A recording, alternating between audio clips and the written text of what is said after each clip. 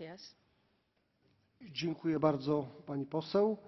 A teraz Sergio Gutiérrez Prieto, Grupy Socjalistów i Demócratas. 1 minuta. Sí, gracias, presidente. La libertad de circulación es uno de los pilares básicos con los que hemos construido la Unión Europea.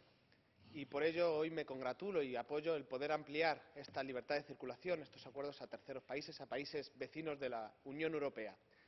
Pero también es verdad que la libertad de circulación es mucho más que una bajada de fronteras, es mucho más que poder viajar sin pasaporte.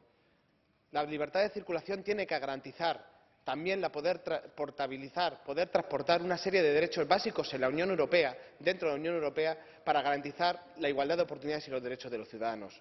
Poder avanzar en la libertad de circulación con terceros países está bien, pero para ello tenemos que garantizar también que la libertad de circulación entre los países de la Unión Europea contemple, como digo, la posibilidad de portabilizar una serie de derechos que consideramos básicos, como el derecho a las prestaciones por desempleo, los derechos a las pensiones, los derechos a la sanidad y el derecho a la educación. Son pilares esenciales de nuestro modelo social europeo y si creemos en la ciudadanía europea tenemos que trabajar para que este concepto de ciudadanía europea, este concepto, el principio de libertad de circulación, incluya sin ninguna duda la portabilidad de estos derechos entre los mismos Estados de la Unión Europea. Muchas gracias. Muchas gracias.